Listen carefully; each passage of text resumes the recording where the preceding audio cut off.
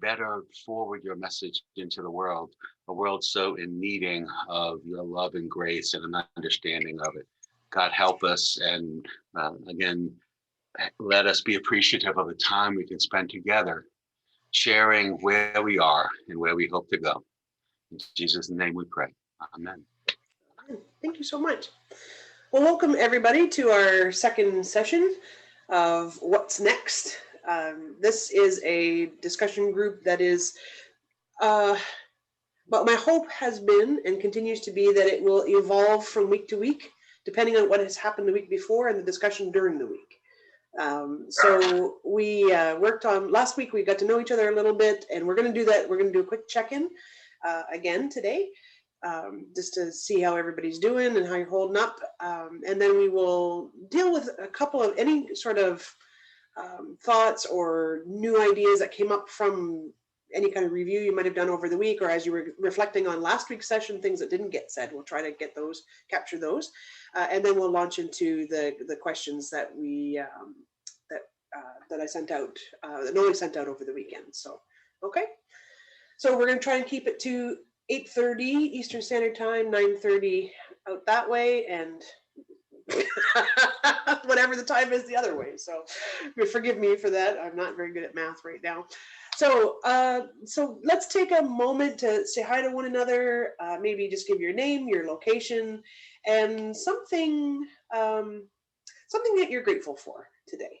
And then we'd ask if you would volunteer somebody else. So anybody like to start us off? Everybody's shy. Okay, I will start. I will. Oh, Dana, do you want to start? No, I don't care. I didn't mute my mic.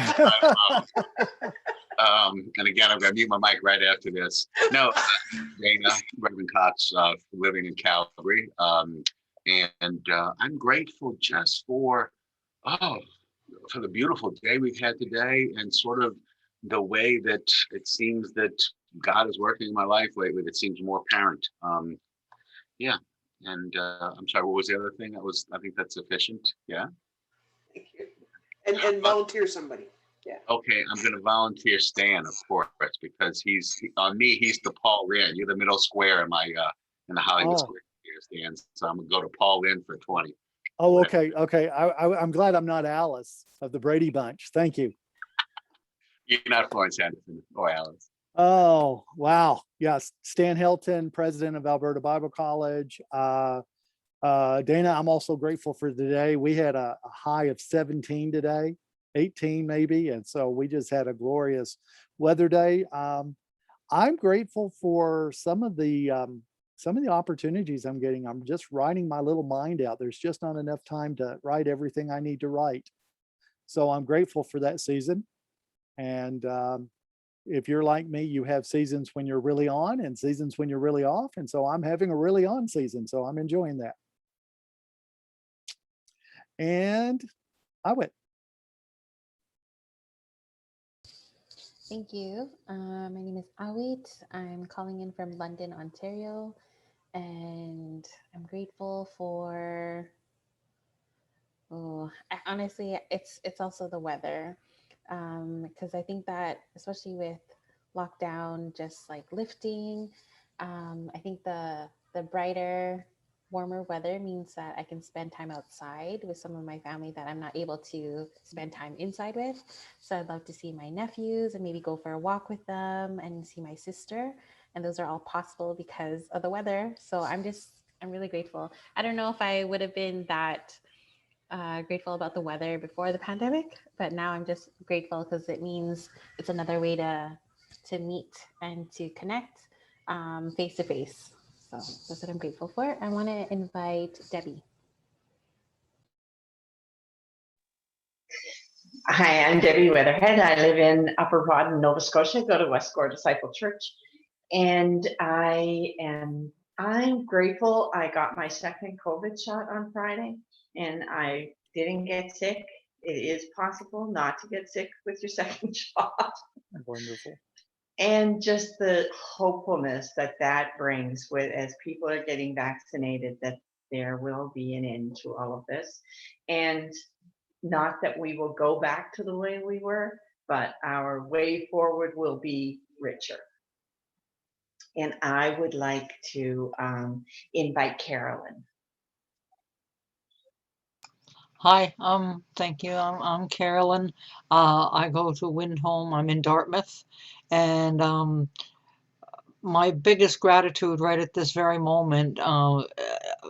My 44-year-old daughter had her first child, and the baby is 2 months old, and the baby is wonderful, and she's wonderful, and she's had 4 or 5 miscarriages. So a healthy delivery and a healthy baby is just something that I'm still a lot of gratitude for. Our church was praying for Melissa all that time too. So it just is good for everybody, I think. So that's it. And I'll invite Ed. Well, can you go to somebody else for a second? I have something printing off. It's going to make noise. Well, maybe Shirley, would you like to go?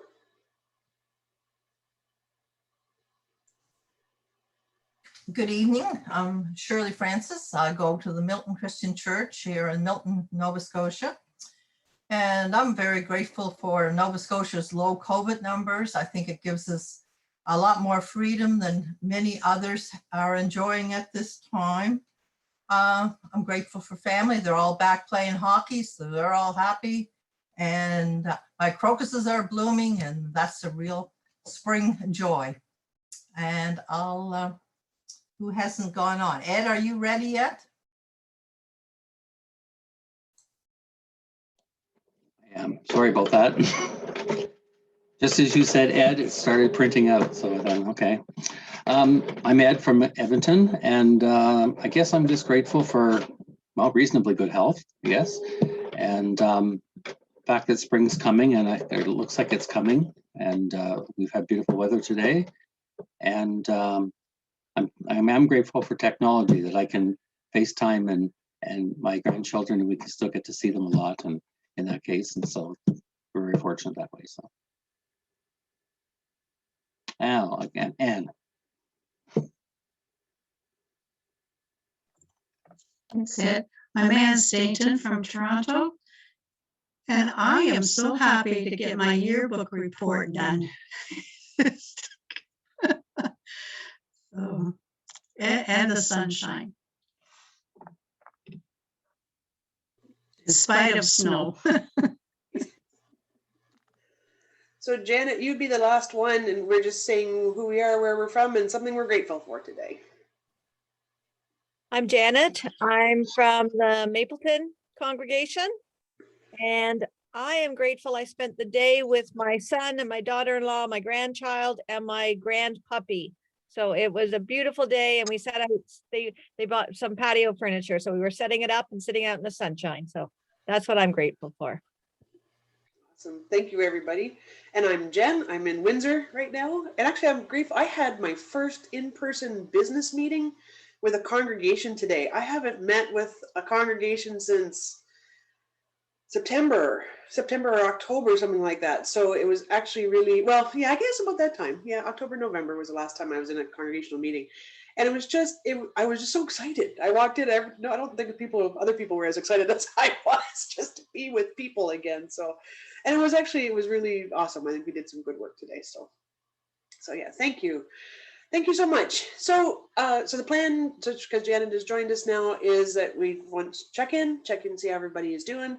And then we're going to take a few minutes just to sort of, if there's any topics or questions or comments that came out of last week's session, things that you thought about as the week went by that you thought should have been mentioned or could have been mentioned, or new insight that you've come up with over the week before we move into our other questions. So is there anybody that'd like to share anything that came up for them from our last discussion?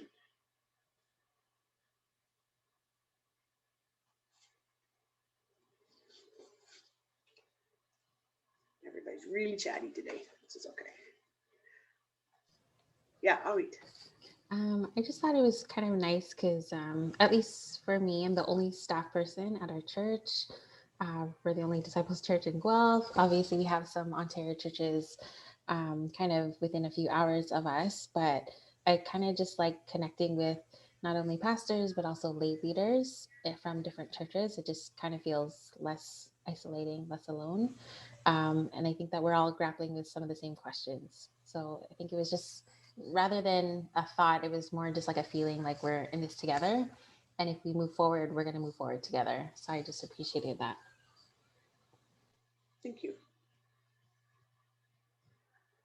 Ray Cuthbert, who is the former pastor of Broadway Disciples in Winnipeg, posted on Facebook in response to the ad that went out for this group tonight. He said, I watched the group on YouTube. One perspective that seemed a little lacking was the issue of the purpose of worship, which is not only about community, but about God, who is both immanent and transcendent.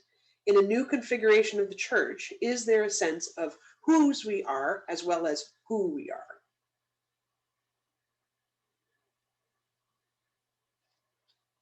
Does anybody have some major insight on that? Would like to? We can maybe just hold on to that, and as we continue our conversation, think about how we might, how that. This is a really important point that Ray brings up that we can consider. I will admit that I wasn't on the Google group this week. Has anybody had a chance to log into the Google group? Anybody have any trouble with it, or nobody tried? Okay, so, and that's okay. It's just a place for discussion and collaboration, further collaboration as we go forward. So, I posted in the chat. Sorry, I should give a minute. Was there any other sort of things that came up for you this week from our conversation last week?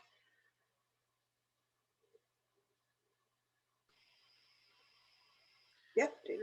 Nothing from last week, but other than just to say, I actually am very interested in the Google document, but I don't know if it's because I got my head so far into the Mac world.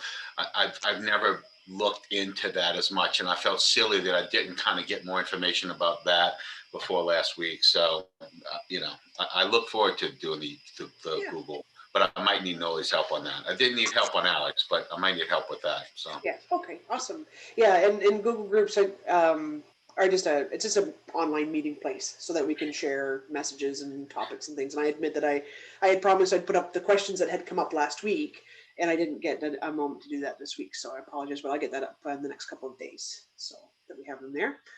And I just want to say, I'm just apologizing because I know what it is, and I didn't take the time to sort of unwrap how to do it. That's all I was saying. So, and I want to. Thank you. Any other comments or? Yes, Stan.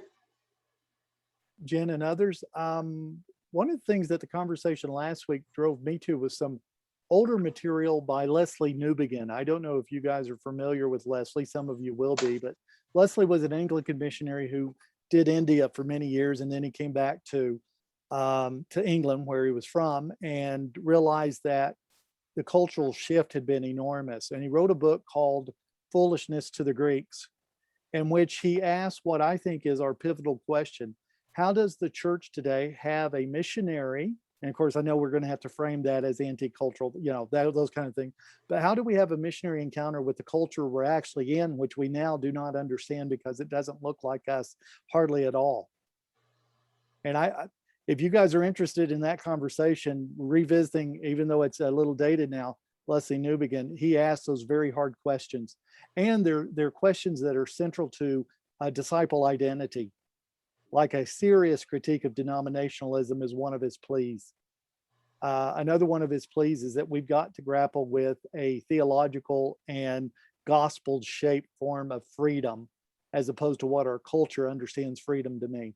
Anyway, I won't preach on that, but it's driven me into some of these old theological questions that have always been there, but I've not looked at in a while.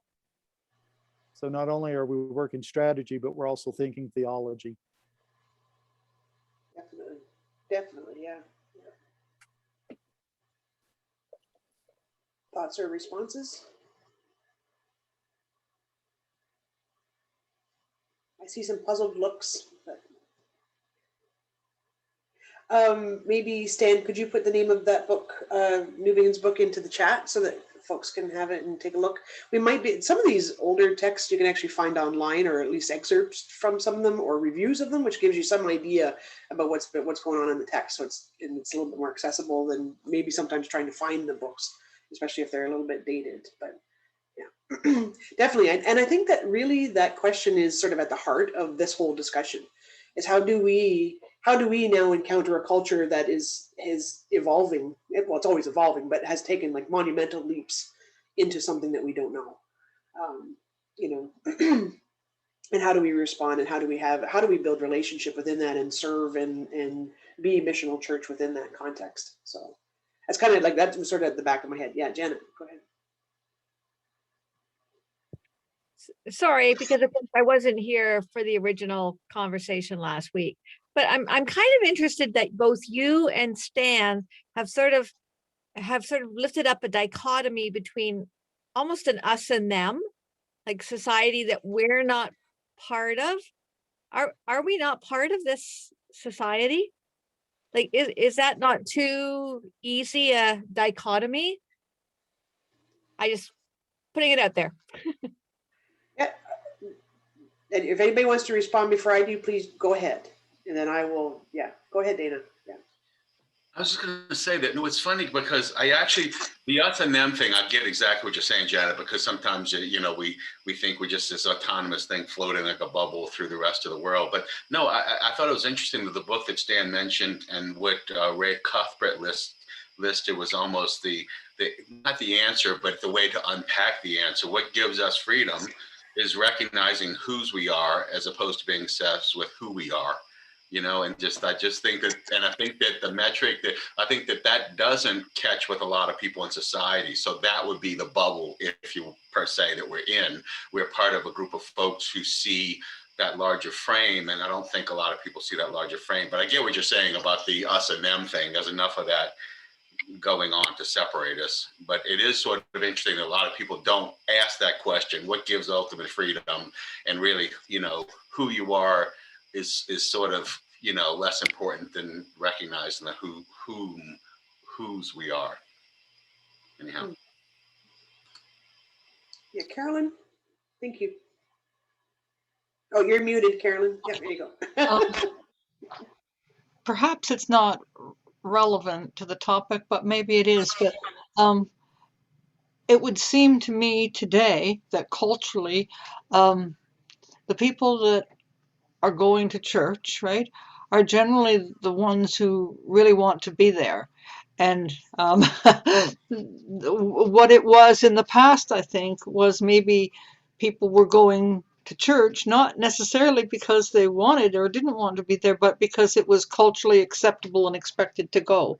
So you didn't have anything on Sundays, you know, there was no grocery stores, there was no liquor stores. You couldn't go anywhere on a Sunday anyway, except for the church. I don't know. It's just a thought. It's just a thought. I don't know. I mean, is there a cultural difference? I think there's a cultural difference in every age group, really, in some ways too. You know, I mean, that everything changes as new things happen, new technology happens, new everything. So, I don't know. Just a thought. Yep. Janet, yeah. Yep. Go ahead, Janet. Sorry, I just wanted to clarify. I'm not talking about, the question I'm raising is not, is there a cultural change? I think we're all, yes, there's been a cultural change. I just think that we do not, the challenge that I'm putting out there is that we don't stand outside of that cultural change. And that's kind of what I was getting at, right?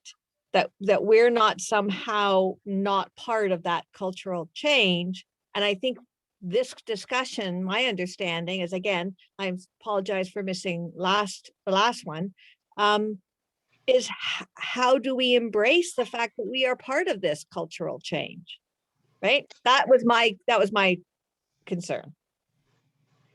Yeah, and I think that is exactly, and that's why I wanted to wait to see what everybody else was like, what other thoughts were, is because I don't see it as an us and them thing. But the church does have a history of not embracing culture and trying to maintain and protect its own culture, to be in the world but not of it, right? And so, but I do think that I guess from my perspective, what I'm hoping from this conversation is that is a conversation amongst sort of like hearts and minds or whatever around how is it that we adapt and learn and embrace exactly what you're saying, what's happening, or that, well, not exactly, you're right, it's a language thing, right? So it's not happening around us, but it's what's happening to us.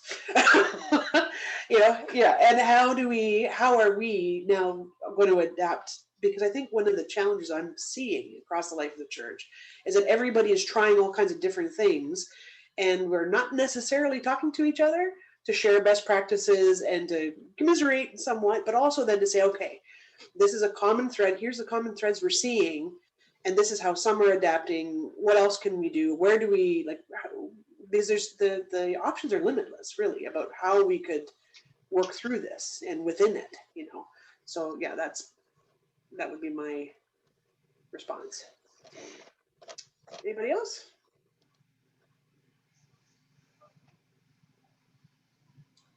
It's fun to give time to make. I have to watch the little screens and see who's got their microphone off and who's waiting to talk. So yeah. Okay. Thank you for that. I think that gets exactly this is exactly the kind of thing I was hoping that we would actually kind of start to dig into is the what's and the wherefores and the whys. So in the chat, I have put the questions that I asked Noli to set out, and there's basically two groups. And when I posted it, I should have posted it twice, but I did one. I want to build on what it was that we did last week. We talked a lot last week about what questions we had. Coming into the conversation, what was the big burning question that you had coming in? We also then talked about purpose, and rather than looking at ways of doing things, actually focusing on who we are, or as Ray says, whose we are. And I think those things are interconnected. For me, they are. Like, my personal identity is tied up with whose I am. But that's me, and being a disciple, I don't expect anybody else to cotton onto that either. But I'm pretty sure it's a common thing for many of us. But so we actually talked a lot about purpose, and that initial conversation focused on, first of all, taking a positive approach to this, that first of all, we're not doing this alone, right? That we are with God. God is with us. We are with God in this, that we are equipped for this, that we have gifts and skills that are appropriate and needed in this time. So it's not like we are totally set adrift. We are with the divine. We are well equipped. We have all the gifts and skills that we need. We're not coming from a scarcity mindset. But then the third thing was that we have a call. There is work that the church in each one of us is called to in some kind of way, that some kind of purpose that that we have. It's just not we're not just lost, kind of in this whole thing. So and we used the first chapter of Acts to kind of set ourselves and say, guys, the beginning church found itself within chaos and the loss of Jesus and whatever. We actually they still gathered, they still prayed together, they chose new leaders for that time, and then they moved on, right? And they moved on with the work that had been entrusted to them.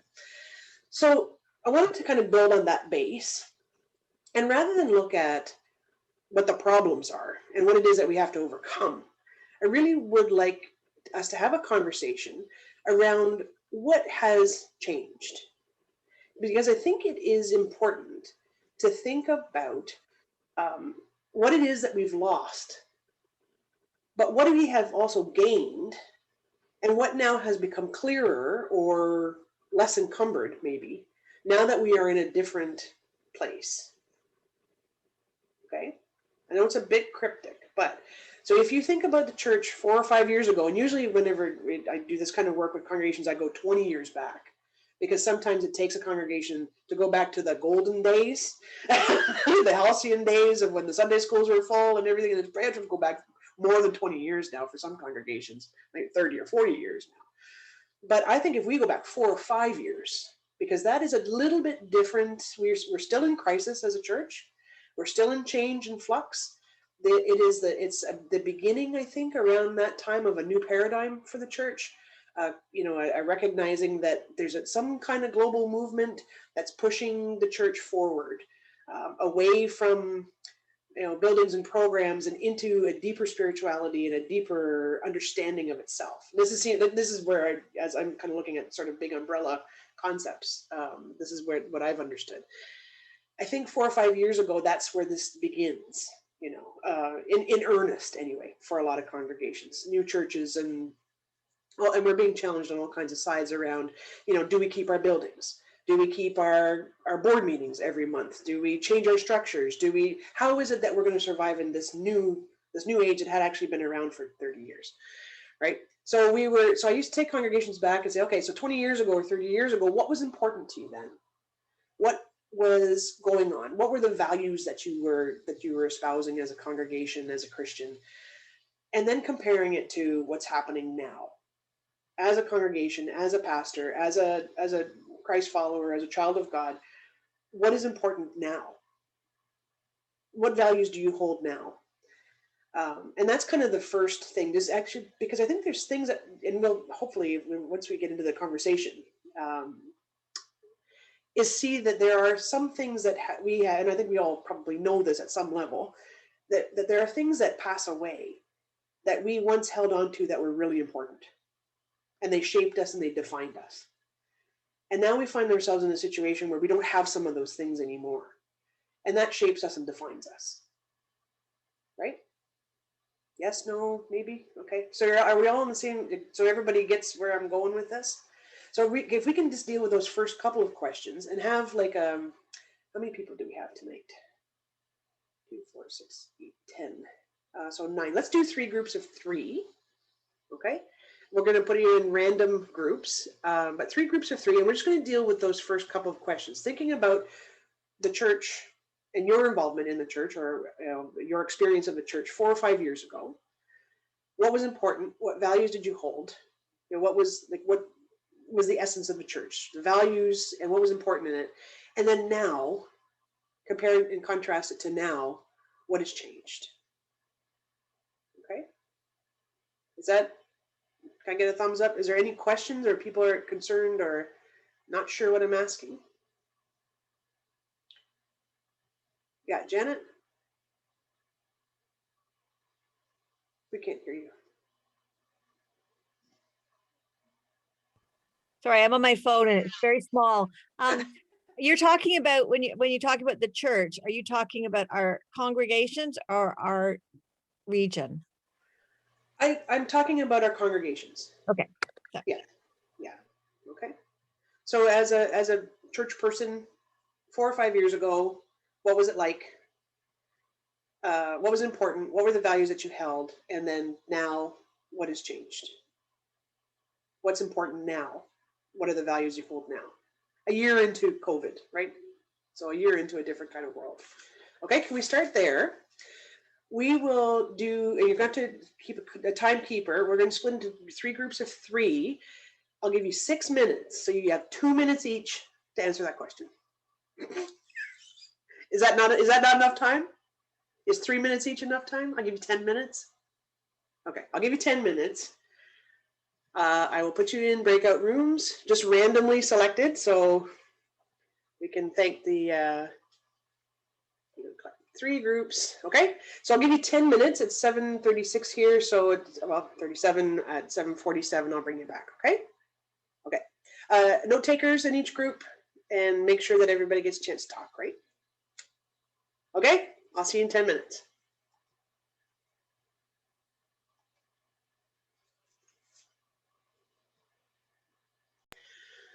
So, it's cyber world, right? So things disappear in this kind of space. So, So what did you talk about? Who wants to share?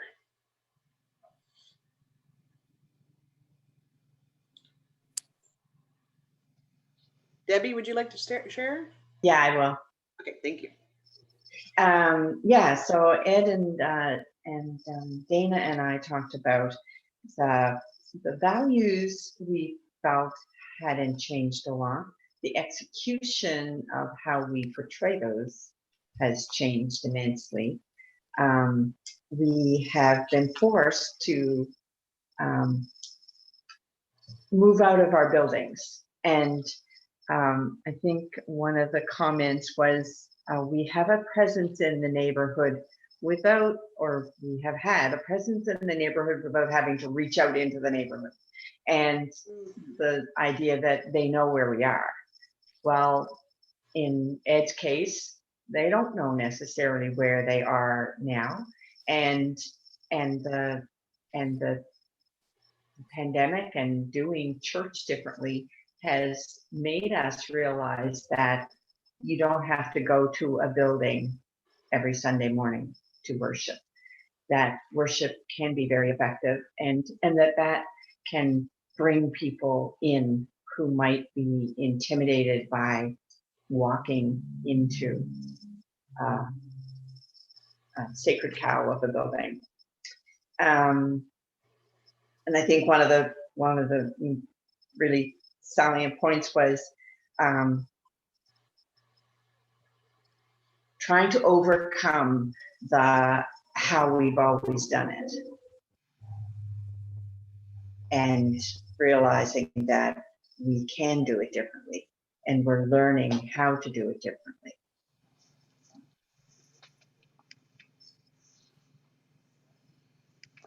Thank you. I guess another point though is, and Dana made this, that, and I think we've seen it in our church as well, that a lot of ministers and people in the church, their strengths are in dealing with people. And this has really thrown out the script on how to,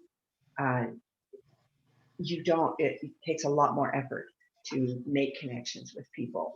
And so some of the strengths that people have are limited by our new realities. Cool, thank you. Who would be next? Awit's group. I was in a group with Shirley and Anne, I think, so one person said that 4 to 5 years ago, there were more activities, there were more events in the church, and that there were relationships that were developed and maintained. And that because of these relationships that were built in the church, some of the youth also met outside of the church socially, and they developed a close connection with each other apart from the church. And that was really important, that relationships didn't have to be contained within the church or just on Sundays. But now I think relationships still matter, and it's been emphasized even more with the pandemic. The youth, because they're already connected, they had stepped forward a year ago asking how they could help, and they really felt that they had something to offer to the church. And so they've really been involved in how the church does online services. And so now the thing that's important is how to keep the youth involved. How do we do that? And another person shared that 5 to 6 years ago, they had a larger congregation. There was a bigger youth group in Sunday school, and there were more activities. The congregation was also more active in the community. But now the whole congregation is smaller, the youth group is smaller, there's no Sunday school. Also, the congregation is aging. But what's important now is that church is more important to the people who do come. People might be thinking of downsizing, selling their homes, but they don't want to leave the community or the church. And then another person shared that, I'll just say it was me, as 5 years ago, I don't know why I'm trying to be objective, but as a new pastor, even though I didn't want to think about numbers and growth, that was still important to me because we were a small congregation, because I was a first-time pastor, that was important. We had a change in pastors, we had a very small Sunday school, and it was really important to some people that we keep that going, even though we only had 1 or 2 kids or none would show up. Now what's important is not so much the activities that we did throughout the week that we used to do all the time, but that when we meet online, does it feel personal? Do we still feel connected to one another in an online space? And I think more than the numbers of who's showing up, that's what's important to us now. When we gather, is it personal? Are we connected? Cool, thank you. And our last group, Stan. I'm the note taker, and almost everything that has been said has been repeated. between Janet and Carolyn and myself, Janet and Carolyn actually presented kind of the two poles of congregation, one stable and saying the values didn't change much, but what did change was methodologies. And Janet said that primarily over the last 5 or 6 years, the focus would have been around worship, even though they did all of the extras like Vacation Bible School and the other activities that churches often do. But that today worship is not the same priority, that relationship building is key to where they are now. And I think we would all agree with that. Carolyn, however, presented the other side of the coin, which is the older congregation that has moved 3 times in order to find appropriate housing for the congregation, and their current housing doesn't really lend itself to a ministry or the kind of growth that they think they desire. And they've got a number of people watching online. And so we talked about those polls. And I added that I've experienced in the congregations that I have contact with, not just with the disciples, but others because of my role at ABC, is that there's been shifts in organizational structures to simplify things, that the old structure, and if you just look at the constitutions and bylaws, and by the way, I did a simplification process with a church with a disciples congregation in Louisiana when I served them, because the Constitution and bylaws seem to presuppose there would always be at least 100 people in this church. And you certainly needed that to run all the committees that it suggested. So I made a suggestion that maybe we needed a much more, and this is, and Janet and I and Carolyn, we connected with Ray's comment about the place of worship. And I suggested maybe we needed a wider theology of worship. And Janet so aptly corrected me and says, we need a much deeper theology of incarnation and we'll get worship right, which I have to agree. Dana, you're muted. Say that again. We need to. I suggested we needed a deeper theology of worship that wasn't limited to the holy hour, because we're expending a lot of energy. If you're doing online services, you're spending an enormous amount of energy every week on that, and your actual contact with real people is limited. And so I do believe Janet's pushback was appropriate, that maybe a much more robust understanding of the incarnation. So Janet, I really appreciate the drive for theology. Sometimes we do this kind of stuff pragmatically, but we've got to keep allowing theology to bring us back to what's really important. So anyway, great conversation in our group. Janet, would you be able to expound a little bit on what you were thinking? Well, I can. It might take a while. No, basically, I think that we and it, not just the disciples of Christ, but the whole Christian fellowship, we do not put the focus on what the incarnation truly means and how we are agents for the change that the incarnation represents, and how we need to understand that we are ourselves, just as Christians are little Christ, so we too then are little incarnations. And how do we then express that ministry in the world? That's it in a nutshell.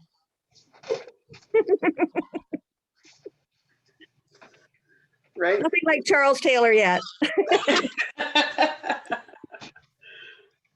Any questions about that or thoughts? Because I think this is actually really at the heart of where I'm headed with this whole discussion, is that anything that we decide to do needs to be based in our understanding of who it is that we are. Yeah. Right. Mm-hmm.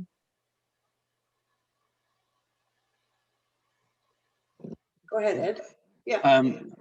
I'm not very eloquent in how I express things necessarily, but it was just came to mind that I've heard more and more as we've been going through this whole process of the last 3 or 4 years in our church and all the changes and everything, that people are not, and we've been trying to focus more and more on Jesus.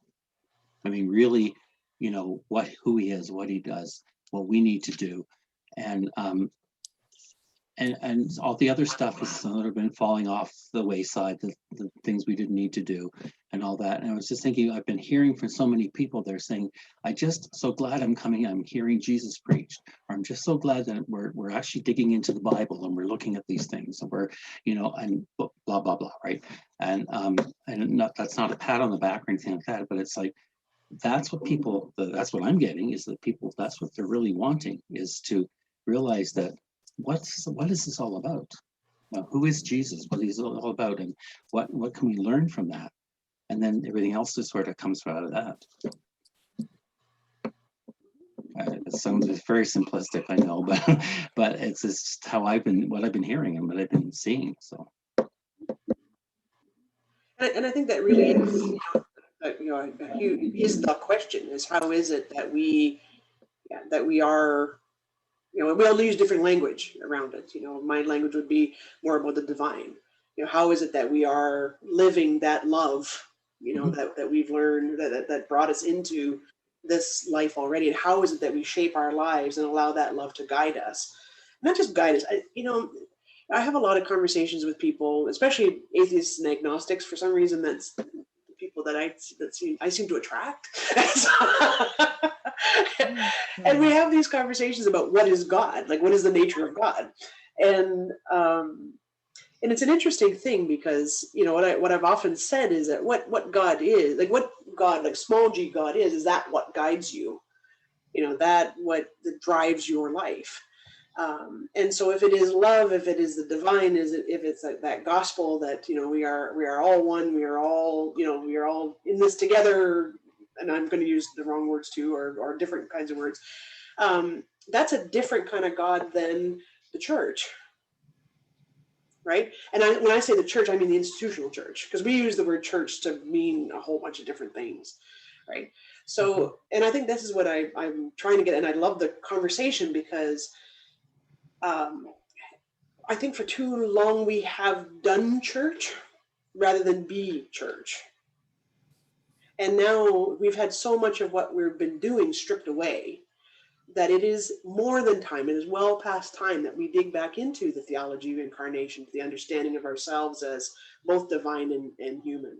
That we are part of, we are small pieces of God and not the whole thing. And how do we are little Christ, we are walking in the footsteps of Jesus. But it's more, I think it's more profound than that too, right? Like it's got to do with how I move in the world. Sorry, Janet, you want to say something? Well, to me, why the key is the incarnation is because at its essence, the incarnation sanctified the mundane, right? Like at its essence, what it did is the divine touched the mundane. And I think that's what we've lost a bit of. I think what we because we have this rarefied sense of worship that we come into this sanctified place, but what we've lost is the sanctification of the mundane. And I think that's what this pandemic has taught us to some extent, is that we have to realize that there is sanctity in the mundane, right? It's not just something that is somehow, and that's what, going back to the conversation we had earlier too, about we're part of this, like we're part of this culture. So part of sanctifying the mundane is sanctifying this culture. And how are we agents for that as well? Thank you. Thoughts? I see some nodding heads and things, but if you want to add something or raise some hands or say hallelujah, you can do whatever you want, really. This is an open conversation. Thoughts?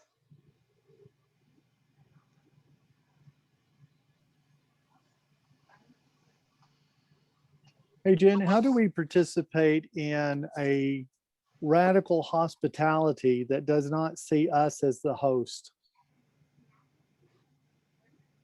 That is Luke 10, when we go and we find a person of peace, we are willing to stay with them and allow might not be the right word there, but we are willing to place ourselves in the place where they are the host. And I think that's going to require a lot more grace and some new habits on our part, because often what I find that we do is we want to have new people so we can plug them into the old machine without asking them what their gifts are and how they might like to contribute. What is it that uniquely sets them apart as somebody who brings a gift to us we didn't even know we needed? Mhm.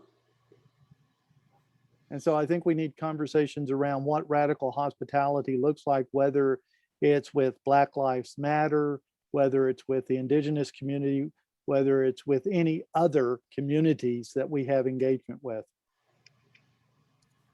How do they get to be the host at the tables that we've been invited to? Mhm. That's an excellent point. Thank you for raising that. And I think that's, and especially within, our relationship with Indigenous peoples, it's something that, decades and decades ago, we talked about when I was in Toronto. And it was, well, use Hillcrest as because I was at Hillcrest, and we were talking, we had a men's shelter next door to the church, and we were trying to figure out ways to engage them and, and minister to and with. And I happened to be, Ann and I were both at seminary at the same time. And so we were learning about residential schools, and we were listening to elders and things. And one of the things that was said to us is that, especially in Indigenous culture, it is much more of an honor to be invited into their space than it is for you to invite them into your space, because it's an issue of power, right? Power and sorry, my partner needs some attention here. And it was an interesting sort of thing, because I had never really thought about it that way. And I think, especially in this age, I'm just kind of spitballing here, with things online and being off balance like we are. We're not in our buildings, we're not doing our programs, we're trying to rethink, how is it that we practice, like our methodology. I've used the word recently about how we practice. Are there opportunities? Where are the opportunities that we have to engage the gifts of others, rather than assuming that we have all the answers already? Anybody, any thoughts on that? Who can we learn from? I think that's part of it. Like there's, who is it that we can learn? Who else is doing this? That is, every corporation, every organization has had to shift the way that they do things. So who is doing it in ways that are really engaging people? And what can we learn from them?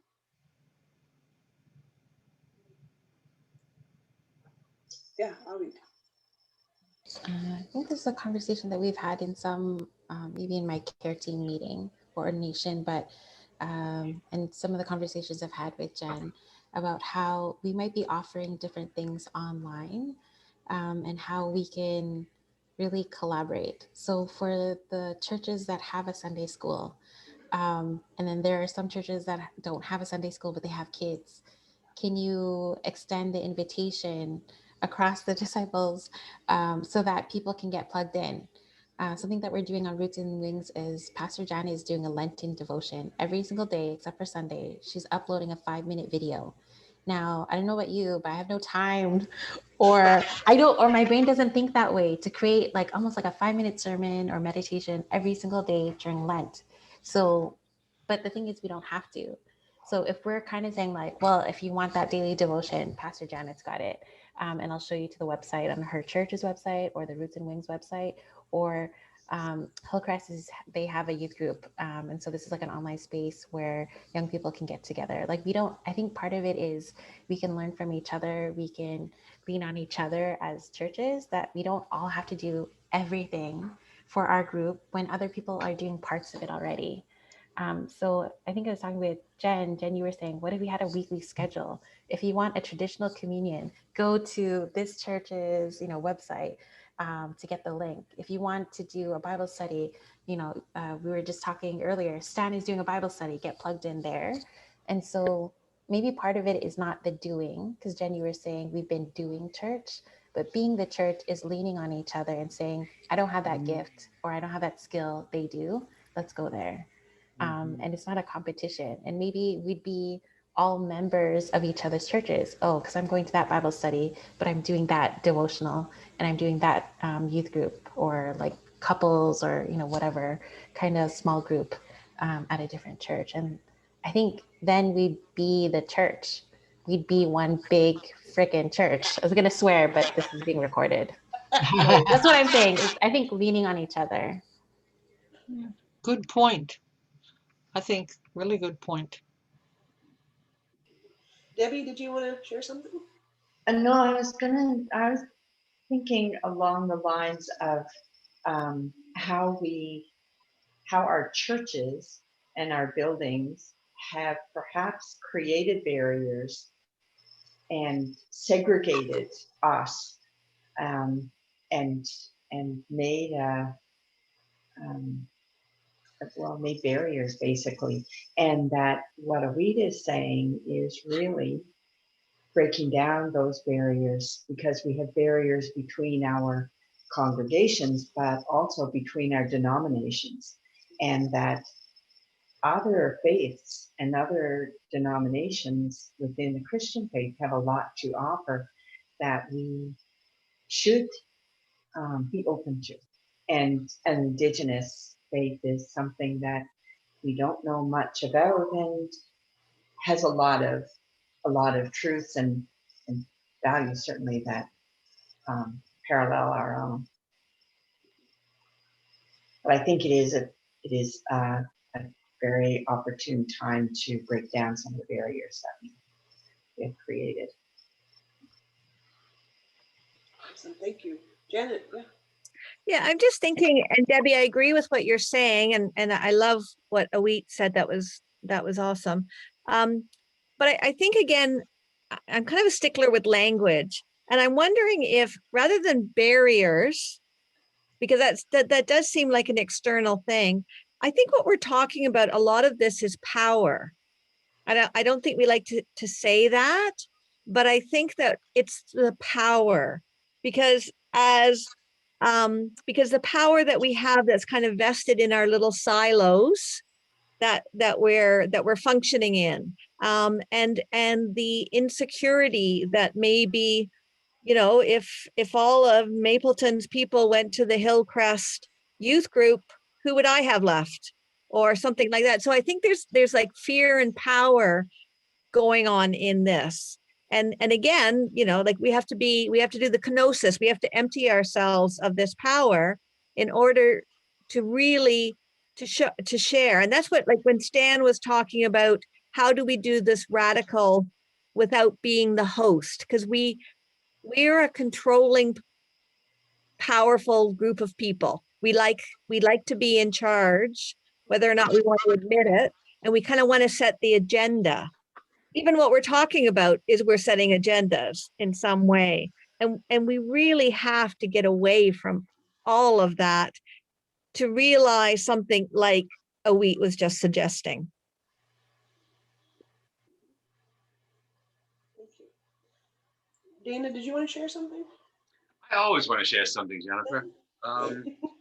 Because what you're saying is exactly right. And the idea that proprietal sense we have of our little silo, as you say, is maddening, and has sort of been maddening. But I understand it, as you say, like, are the sheep just going to like go out into the, but I think that there's a real way that this new paradigm, that sounds kind of cliche to say, but it is a new paradigm where everything's digital. A few things, Stan was talking before about how they're like doing an actual service is so much easier. I mean, it's so much easier to just to show up on a Sunday morning and not worry about lighting, and just do the service. And again, you're not acting, you're interacting, and that just solves so many problems. But again, so there's a problem when you do all this work on a service. And again, if you're focusing on that, how that can just draw you away. And I just so love the idea that this could be a way if we could figure out, again, just as you said, just a list of everything that's going on within the disciples, and like the idea of just being able to look on something and go, hey, Janet's doing 5-minute videos on Lent. I'm curious what that is, and just kind of an a la carte sense of it.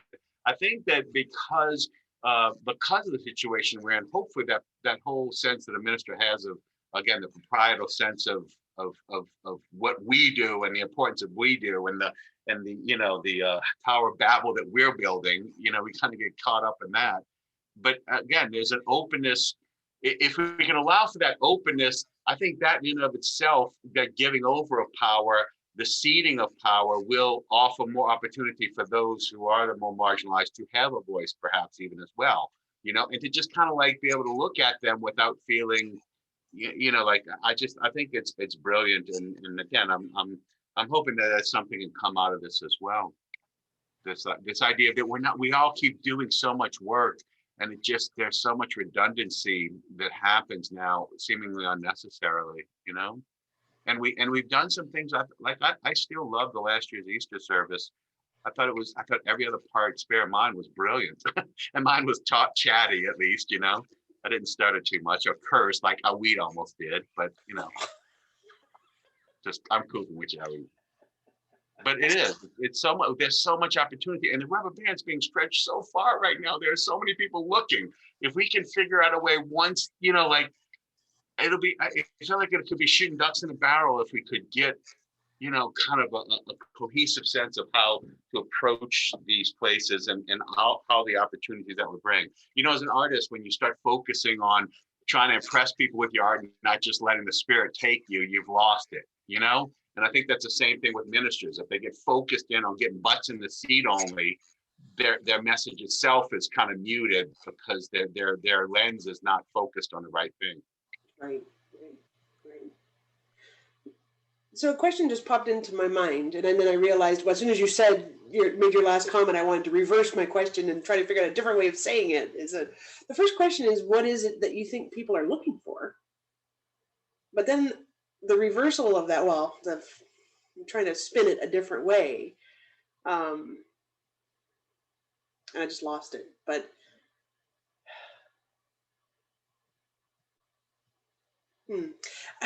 where was I? I'm sorry. I just totally lost it. I was first thinking about what is it that people are looking for out there. So what is it that why do people come to the church? What is it that people are seeking? And how does that mesh with what it is that we are and whose we are? Yeah, Carolyn, go ahead. Oh, I can only speak for me. I can't speak for anybody else, right? I didn't grow up in the church. So I went to the church in my 20s, trembling because this was a building, right? But I felt a call to go to the church. I was looking for grace. I was looking for love and belonging. I was looking for being a part of something that offered me some solutions. Now I have some, I am not naive enough to think that the church has all the answers. But man, if they haven't got a few of them, we're lost. And we're in real trouble. I mean, the world is in real trouble. So I went looking for answers, and love and acceptance, grace, really, forgiveness, and a sense of that I'm important and that somebody cares about me and that God cares about me. So I can't speak for anybody else. I can just speak for me, right? But that's it. No, and I think that's awesome. I think that's probably a lot of us came into that place. Yeah. Jenna just posted the question. Maybe the question is, what do people go to church for, and what do they find? I think what you've said is actually really very poignant, and I'm so happy, especially after some meetings that I've had recently with different folks, not just church folks, but all over the place. But to say that you came to this community looking for grace, love, and belonging is beautiful. It's absolutely beautiful. The question, though, I think, is, do people find that when they arrive? Because if we are truly in the incarnation, parts of that, then that's what they'll find. We're not always that, because we are so absorbed in what it was that or all the things that we've carried along with us, all the rat's nest of history and tradition. And I'm not saying we throw it all out, but there's usually something beneficial that comes from these things we find ourselves in. But what is it that we carry forward that actually helps us, facilitates the ability for us to be grace and love and belonging in the world? One of the things that I've been toying with as an idea over the years is that a lot of our tradition really is the museumization of our faith. That a lot of the things that we do, how we worship, communion, the buildings, the trappings of all the way, are all actually little snippets of, and little sort of like little museum pieces, or like little, I don't know the word, about really what it means to be human. You know, so we eat together, we pray together, there, each of these little, the sacraments that we perform, and I know the disciples only really have 2, but we can go up to 12 depending on what tradition you're from, or more. I think some traditions that have more than that, but the sacraments are all kind of a museumization. They're a memory of something, of what it means to be human. And that is a little bit tangential, but it's been in my mind, especially during this conversation.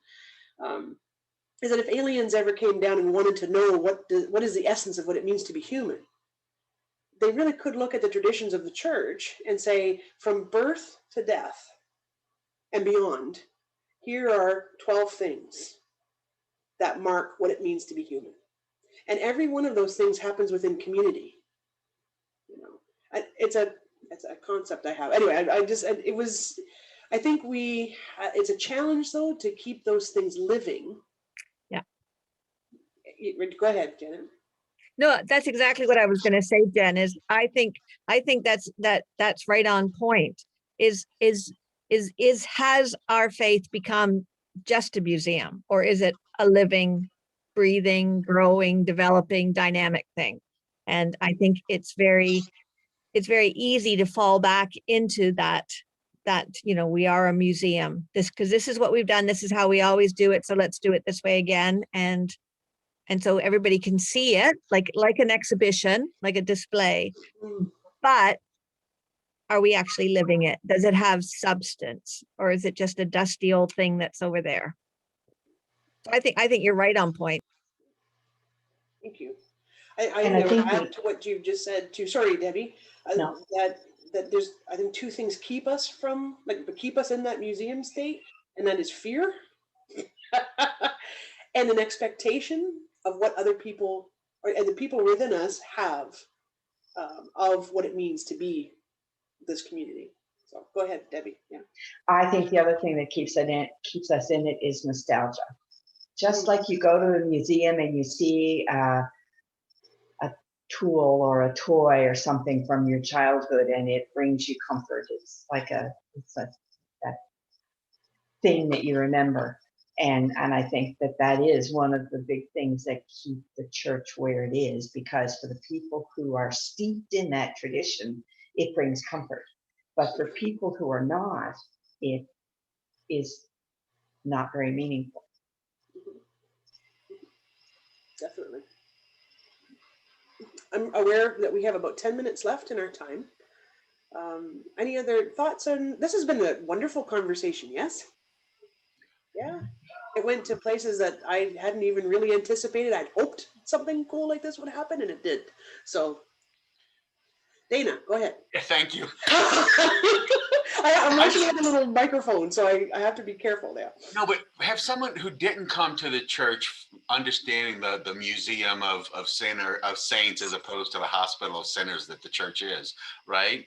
But this idea of the things that we do in the church, those it's really funny. We need to find a way to, like, coming from New Orleans, this is going full circle in my conversation here, tradition's wonderful. And there is something beautiful about that nostalgia that I had no idea of and have come to just love, going through the liturgy. It's almost like and I do think that's something that both mutes our ability to broadcast to other people who, again, are freaked out by the idea of here's a building, church steeple, all the people. you know, that whole thing, we gotta, I don't think we can get, like, to me, we need to figure out a way to sort of slowly help people recognize why this is important. Again, maybe change it a little bit as far as, you know, not always exactly the same, but there are some key moments and and I love what you said, Jennifer, about all the sacraments. If you look at them, they're done in community, and they're done to experience what life is about, what meaning is, what true freedom is, and all these things we can talk about. But we need to figure out a way to completely have something that shows and uplifts these ways that you can find grace, love, community, in ways that people get it. And, you know, are we going to be able to do this with this new group? And again, without them speaking the language of the liturgy and understanding what the liturgy is, that again is not the way to do it.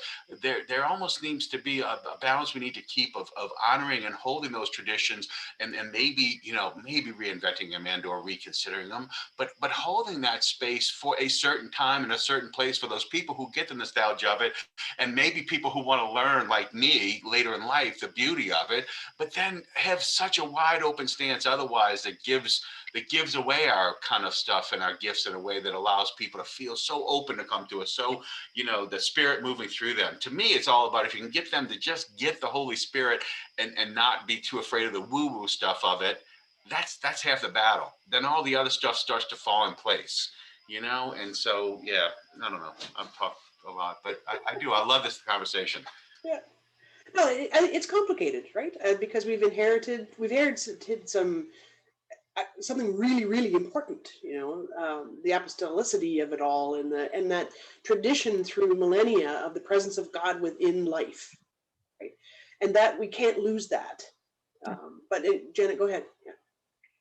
Well, I think one of the functions that a church provides is we provide a narrative for people, right? We have this meta narrative, which is the scriptures, and our sacraments, as you've pointed out, Jen and Dana, that, you know, the sacraments are also a narrative for human existence, for human life.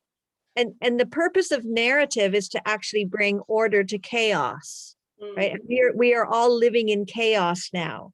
So we have this wonderful narrative that we can give people, but it has to be a narrative that's understood in the context of this world, right? And this time.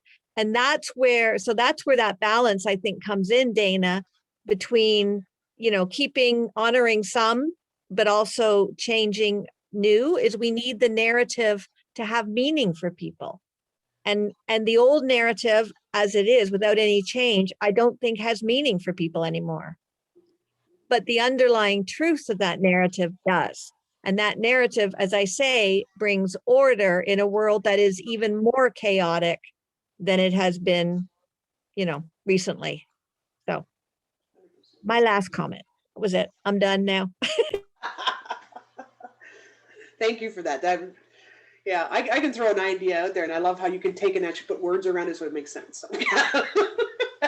And add so much more to it. So, other thoughts as we close up our time together? Where do we go from here now? Like, this conversation has gone actually where I'd hoped it would go, but what next? What do we need to look at next? Stan? Are we still presuming that people are coming to us? How dare we? I think that's where the conversation goes next. If you so desire, Jen, you're kind of pointing this. Yeah, well, yeah, I try blindly to lead in whatever I can, but yeah. Yeah, do we presume that people should still come to us? Incarnation, I would suggest, has a different direction. Mm-hmm. And since Janet doesn't want to fill this out right now, she's already made the commitment not to say anything. So just want you to know I'm there for you, Janet. Excellent. Okay, so yeah, I think that's an excellent way to kind of continue the conversation. Sorry, Dan, do you want to say something? You can say something, Jen, if you want to, or you're just not going to now. So. I'm just excited about this. I think this has been a wonderful conversation. Definitely. I've wanted to have this conversation for so long and not have a conversation about how do we have a new kind of youth group, like or something like that. I've wanted a conversation we actually talk about this stuff, and it's so huge, but it's also so important. We just don't have these conversations. So send in your thoughts. Sorry, my dog needs to go out. But send in your thoughts, and Janet, if you don't mind, kind of, and Stan, perhaps, because I think between the two of you, you have like the seed of an idea about how we could continue this next week. That would help me out to kind of formulate the session. If you could send, Rosie, just wait a second. And if you could send your thoughts to me, that would be great. I'll post them on the Google group. That would be great too. But we'll continue this conversation next week. Same time, same place is okay for everybody? Yeah, okay. Yeah, thank you so much. This was, I think, really fruitful. It was encouraging, and much more uplifting than talking about, how many Zoom calls do we have to be on each week. So it gets a little bit dry after a while. It's really not about how at this point of what we're doing, but why, and who. And that's really what I was hoping that we would be able to get into as we move forward about what comes, because what will come next actually is based in these conversations. This will drive forward what comes next. So, friends, thank you. I would ask, could somebody close us in prayer? I'm going to pick. Oh, Carolyn doesn't have her mic on. Carolyn, would you close us in prayer? Because my dog is barking and growling at me. So. Actually, my dog is running around looking for your dog, I think. But anyway, okay. Lord, thank you for this time that we've had together. Thank you for the sharing. Help us as we go along this coming week. We pray these things in Jesus' name. Amen. Amen. Thank you, friends. Have a blessed week. Thank you so much. This was amazing. So see you next week. Tell your friends and neighbors, and we'll see you again. Bye. Bye.